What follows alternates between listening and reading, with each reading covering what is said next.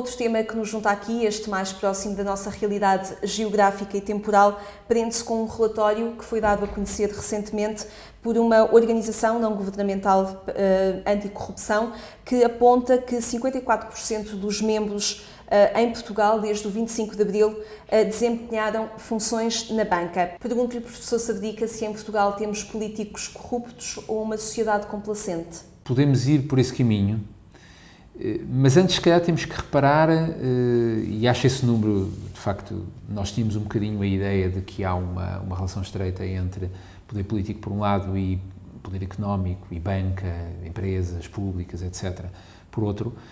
O facto de mais de metade dos ministros ter passado pela banca antes de ser ministro, ou sobretudo depois de ser ministro, é um número revelador. O que é que isto mostra? Isto mostra duas coisas. Mostra o quanto em Portugal ainda estamos com muitos anos de atraso em relação, por exemplo, aos Estados Unidos, onde a atividade de lobbying é uma atividade pública, regulamentada por lei. Mostra o quanto nós ainda temos que avançar em termos de um regime honesto, um regime ético de incompatibilidades. Porque, de facto, não faz sentido que quem gera coisa pública, o Estado, depois vá gerir a empresa que ele próprio geriu enquanto Ministro, Secretário de Estado, etc. Porque há conflito de interesses, quer se queira, quer não. Nós aqui entramos numa zona muito cinzenta que tem que ver com o exemplo individual, com o poder fazer certas coisas que a deontologia, a moral ou a ética dizem-nos que estão erradas e às vezes não ter força para evitar isso, não faz o próprio, mas deixa que aconteça. E que a própria lei permite. Exatamente. Por isso é que eu digo que em Portugal tudo deve começar por um regime de incompatibilidades claro, em que haja coragem política para legislar contra si mesmo, porque ao fim e ao cabo têm que ser os próprios a limitarem-se. Não há um regime de incompatibilidades. Isto é uma questão que tem mais de 100 anos. Até que ponto é que quem é eleito pode exercer cargos políticos na banca, nos negócios, etc. E depois há aqui uma segunda questão que tem que ver com a nossa história social e económica, é que em Portugal a sociedade civil é muito escassa.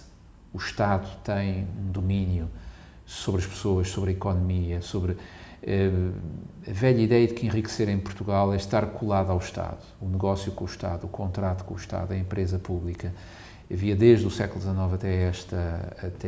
até muito tarde, até ao século XX, havia um bocadinho a ideia de que o verdadeiro emprego era o emprego no Estado, aquela empregomania, como se dizia no século XIX, emprego, portanto, entrar para o Estado. E depois, por um certo latinismo, ou por uma concepção familiar, um bocadinho informal às vezes, que a nossa história registra, há muito na sociedade em Portugal um conflito entre o mérito e a influência. E, portanto, eu recordo sempre a frase de um famoso político do século XIX, o célebre Duque d'Ávila, que dizia que em Portugal é verdade que o mérito é importante, e a frase dele era a quem boa árvore se chega, boa sombra o cobre. Naquele sentido em que ter sempre alguém influente que nos possa ajudar a desenvolver um negócio, a fazer um contacto, a ter um emprego. Portanto, há uma economia real financeira e uma economia de influências em torno do Estado que mostra ainda um certo atraso social em Portugal. A corrupção é um tema central. E é um tema que é favorecido, ou é uma realidade que é favorecida quando a distância entre negócios individuais e negócios públicos desaparece, quando há uma circularidade entre a banca, a política, as empresas públicas, o lobbyismo, ao fim e ao cabo. E isso só comprova aquele dito de pequena política que o melhor emprego para se ter em Portugal não é ser ministro, é ser ex-ministro.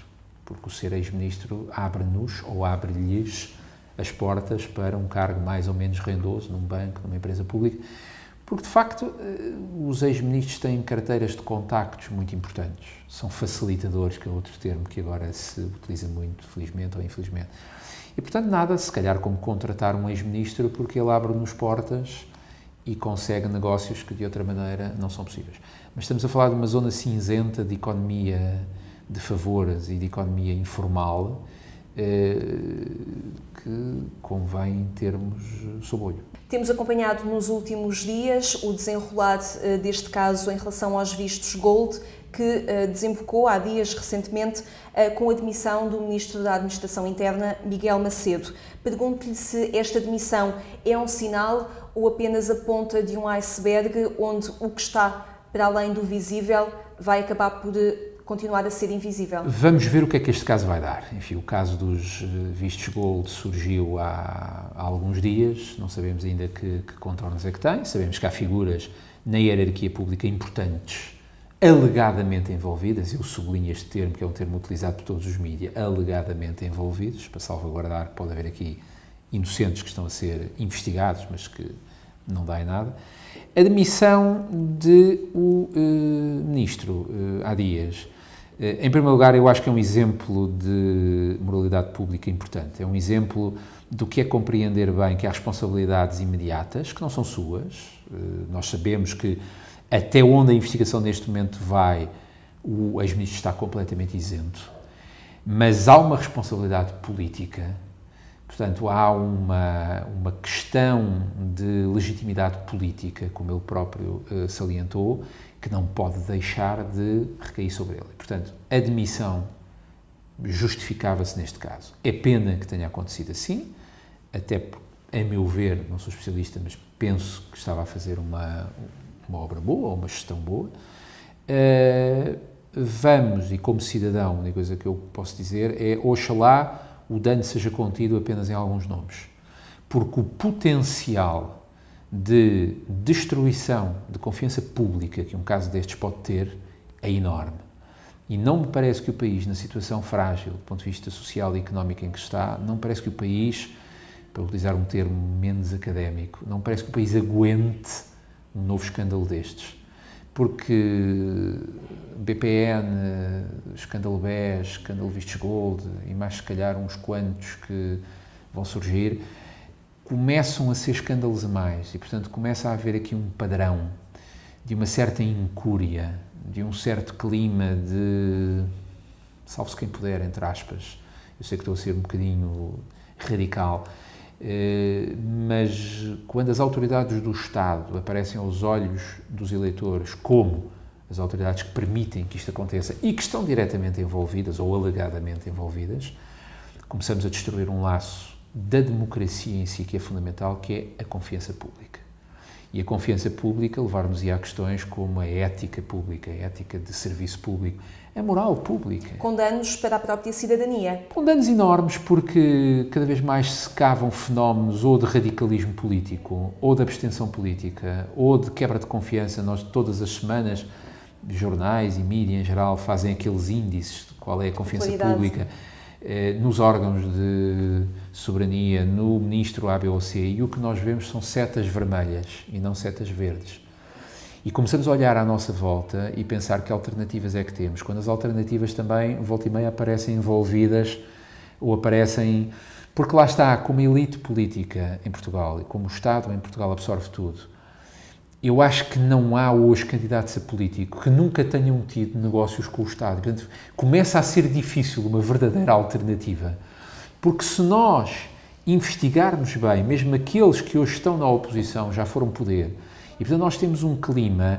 Repare, a maioria dos que comentam a política estiveram nela. E portanto o próprio comentário político está viciado, porque muitas vezes esconde uma espécie de desemprego político. Enquanto se vai e vem, comenta-se o que os outros fazem. E eu acho que isto pode, no limite, tornar o ar político em Portugal, o ambiente político, um bocadinho irrespirável. E é nesse sentido em que nós vemos surgirem fenómenos novos de radicalismo político. E é nesse sentido que nós olhamos à nossa volta e não vemos vozes, a Igreja é verdade que tem sido. E cada vez mais eu acho que vai ter que ser. Uma voz ponderada, suprapolítica, não comprometida com a política, que lembre que há verdades sociais, económicas e morais que não são deste governo ou do outro governo, são de bom senso e são a qualidade que a democracia tem ou não tem. Obrigada, professor, por connosco olhar a atualidade informativa. Até à próxima.